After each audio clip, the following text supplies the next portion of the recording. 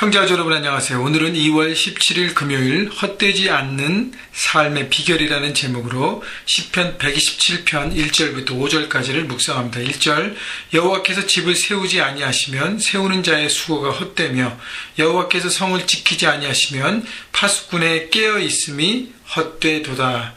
자, 솔로몬이 시락을 했고 그 성전에 올라가는 노래라 그랬는데, 자, 솔로몬의 특징은 뭡니까? 그 강점은 뭐예요? 지혜입니다. 자기가 삶을 살아가면서 내가 아무리 열심히 노력하고 애써도요, 하나님의 인도와 하나님의 다스림과 하나님의 뜻과 거슬리는 모든 것들은 잠시는 좋을지 모르지만 다 헛수고하고 헛된 무너져 버리는 삶인 것을 솔로몬은 발견했습니다. 그래서 여러분 이 노래를 성전에 올라가서 부를 때라고 생각하는 것은 우리가 하나님 앞에 예배할 때 하나님의 다스리심과 하나님의 지키심과 하나님의 인도에 대해서 솔로몬이 고백한 것입니다. 여러분, 바로 하나님이 내 삶의 주인 되심을 우리는 매주의 주일 예배를 통해서 고백하는 것입니다. 주님, 내 삶의 주인 되십니다. 주님, 나와 내 가정과 내 일터 비즈니스와 하나님 내 학업과 내 교회 공동체와 모든 것이 하나님께 속해 있습니다. 하나님이 주인 되십니다. 하나님 다스려 주옵소서. 제가 순종하겠습니다. 그 고백을 드리는 거죠. 주일 예배뿐 아니라 여러분 매일매일 드리는 삶의 예배를 통해서 이렇게 말씀 묵상을 통해서 하나님의 뜻을 구하면서 주님, 오늘 하루도 하나님의 주인 되심을 인정하는 삶을 살게 해 주옵소서라고 고백하는 것입니다. 그러면서 하나님의 뜻, 오늘 나를 향한 하나님의 뜻이 무엇인지 말씀 묵상 큐티를 통해서 발견하고 그 뜻대로 순종하는 것, 그때 우리의 삶이 어떻게 해요? 가장 행복하고 축복된 삶을 살아가는 것입니다.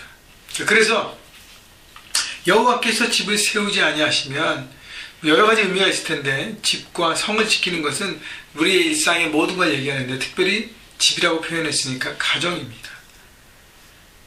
여러분, 내가 내 가정 온전히 세우려고 애쓴다고 되어지는 것이 아닙니다. 물론 남편으로 책임을 다하고 아내로 책임을 다하고 자식으로 책임을 다해야 되지만 내 가정, 내 힘으로 세울 수 없습니다. 여러분, 자녀 한 명 키우는 것도요, 참 어렵습니다. 능력 밖의 일이에요.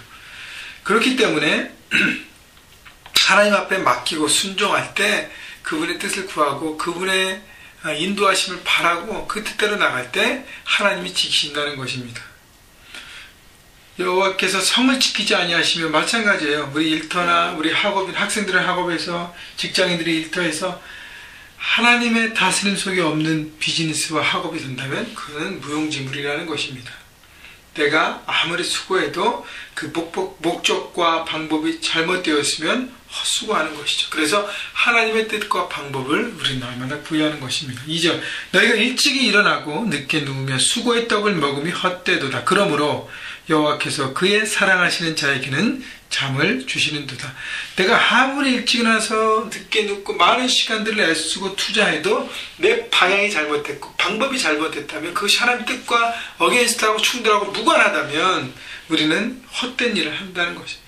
그러니까 헛된 일을 하고 있는 것입니다. 쉽게 표현하면 삽질하는 인생이 되는 거죠. 아무런 어떤 소득이 없고 얻어지는 것이 없고 내 삶에 채워지는 것도 없고 내가 뭔가 이루어지는 것도 없이 그냥 누수되는 인생, 다 빠져나가는 것이죠. 그렇기 때문에 우리는 애만 쓰지 아무것도 얻어지는 것이 없다는 것이죠. 그래서 내 삶에 하나님의 뜻이 무엇인지를 구하고 그 다음에 하나님의 뜻대로 날마다 순종하며 한 걸음 한 걸음 걸어갈 때 이것이 바로 하나님께서 주시는 잠을 누리는 인생, 다시 말하면 평안의 인생이에요. 여러분, 이 세상에서 잠을 잘 때만큼 사람들이 얼마나 평안할 때가 없습니까? 그것이 바로 평안한 축복을 누리는 인생이 되는 것입니다. 여러분, 혹시 여러분 삶 가운데 막 이렇게 잘 안 돼서 안달복달하면서 막 이렇게 묶여있는 부분이 있고 어찌할 바를 몰라서 하는 문제들이 있습니까? 내려놓으십시오. 주님 앞에 내려놓고요, 하나님의 뜻을 구하고 조금 천천히 그 뜻을 구하면서 여러분 마음에 평강을 주시는 하나님의 위로와 평강을 받고 그리고 온전한 분별력을 가지고 주님이 주신 지혜를 분별할 때 여러분 넉넉히 이기게 되고 결국 그것이 하나님께서 다스리는 인생 안에 들어가게 되는 것입니다. 그것이 바로 축복이라는 것 잊지 마시고요. 3절 보라 자식들은 여호와의 기업에 이어 태의 열매는 그의 상급이로다. 자녀는 하나님의 축복이고 선물이라고 얘기했습니다. 4절 젊은 자의 자식은 장사의 수중의 화살 같으니 이것이 그의 화살통에 가득한 자는 복되도다. 그들이 성문에서 그들의 원수와 담판할 때에 수치를 당하지 아니하리로다. 화살통에 많은 화살처럼 자신 그렇게 든든함을 준다는 것입니다. 솔로몬도 많은 여인들하고 결혼해서 많은 자식을 낳잖아요. 그죠? 든든했는데 중요한 것은 뭐냐면 이 선물을 얼마나 소중하게 여기고 잘 양육하고 세우는가가 중요합니다. 여러분 육적인 육신의 자녀만 축복이 아닌 것입니다. 영적인 자녀를 키우고 길러내는 것도 축복입니다. 세상을 살아가면서 저도 아이를 키워보니까 아이가 태어나게 돼서 지금 티네이저인데 티네이저를 지나서 이제 대학을 가면 부모의 손에 떠나는 거예요. 그 시간 동안만 우리가 길러내는 것이고 우리가 세워내는 거 나머지는요 그들의 손에 하나님의 손에 맡기고 그들이 성인이 돼서 서가는 것입니다. 그렇기 때문에 우리에게 더 집중될 것이 뭐냐면 육신의 자녀를 기쁘게 키워내고 하나님의 가정사역을 최선을 다하는 것 굉장히 중요합니다. 플러스 중요한 것이 영적인 자녀를 세우는 것입니다. 여러분 교회 안에서 만난 공동체에서 만난 사람들 영적으로 연약한 사람들을 내가 1대1로 섬기거나 또 나눔방의 리더로서 그 가정들을 섬기거나 하면서 어떻게 해요? 영적인 자녀를 길러내는 것입니다. 그들을 섬기고 그들이 온전히 설 수 있도록 그래서 온전히 하나님의 자녀가 돼서 그들도 또 다른 영적인 자녀를 생산하고 제자를 키워가는 것 그것이 바로 하나님께서 우리 주신 축복이라고 저는 생각합니다. 저는 제 아들 노아 때문에 기쁘고 감사한 것 너무너무 귀한 것 같아요.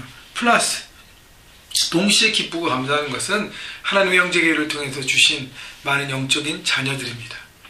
여러분이 나이가 얼마나 됐건 다 영적인 자녀라고 저는 믿고 그렇게 섬기고 사랑하고 그렇게 최선을 다해서 여러분들을 세우려고 하고 있습니다. 여러분 그래서 제 삶의 큰 축복이 바로 여러분들이에요. 영적인 자녀들입니다.